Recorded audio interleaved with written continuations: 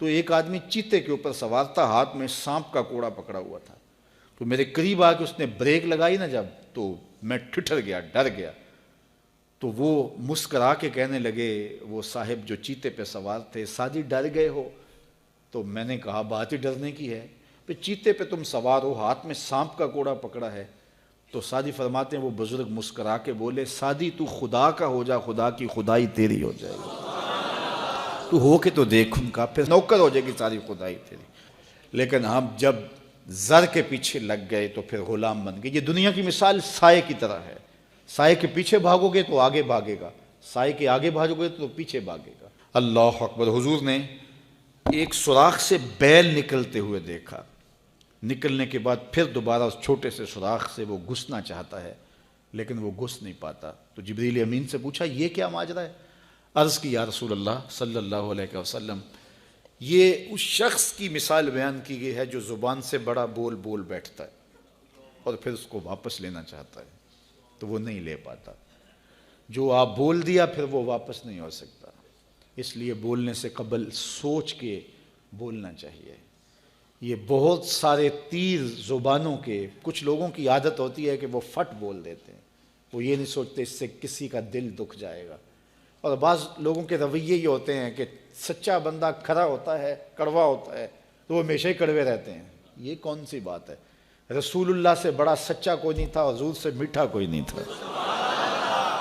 تو یہ کیا بات ہوئی کہ یہ خیال کر کے کہ میں سچا ہوں اور کڑوا ہوں، ہر وقت زہر اگلتے رہو، لوگوں کی عزتیں اچھالتے رہو، لوگوں کی آبروؤں پہ حملہ کرتے رہو کہ میں سچا ہوں اور سچا بندہ کھڑا ہوتا ہے بات کر دیتا ہے۔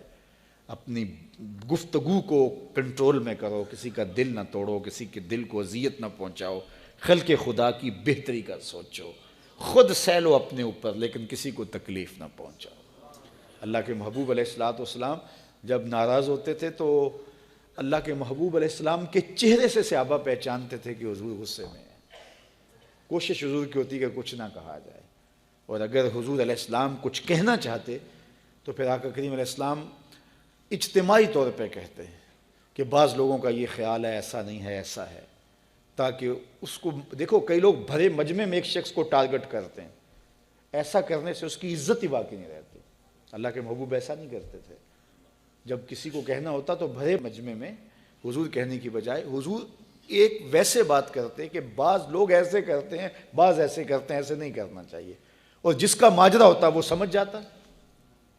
تو یہ کوئی بات نہیں ہوتی کہ میں کھرا آدمی ہوں، میں سچا آدمی ہوں، میں لوگوں کے دل چیرتا رہوں، میں لوگوں کے دل پر حملہ آور ہوتا رہوں، لوگوں کے جذبات سے کھیلتا رہوں، لوگوں کو تکلیف اور آزار پہنچاتا رہوں اور خلق خدا کے لیے میں تکلیف کا باعث بن جاؤں صرف اس بات پر کہ میں سچا ہوں۔ پہلی بات یہ ہے کہ یہ تیرا گمان ہے کہ تو سچا ہے اور کھڑا ہے، یہ تو اللہ کو پتہ ہے کون کہاں کھڑا ہے۔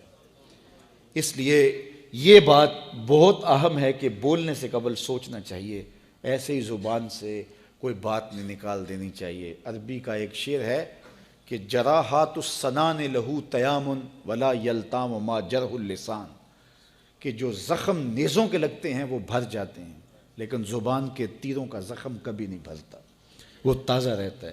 اس لیے ہمیشہ آپ سوچیں اپنی زندگی میں کہ ہماری زبان سے لگا ہوا تیر کسی کو گھائل تو نہیں کر رہا۔ اور کچھ لوگ ایسے ہوتے ہیں کہ وہ مر بھی جاتے ہیں لیکن ان کی زبان سے نکلے ہوئے تیروں کی زہر افشانی ختم نہیں ہوتی، اور کچھ لوگ ایسے ہوتے ہیں ان سے اختلاف بھی ہوتا ہے لیکن اس کے باوجود کوئی ایسا جملہ نہیں ہوتا ہماری جانب ان کی طرف سے آیا ہوا جو ہمیں تکلیف دے۔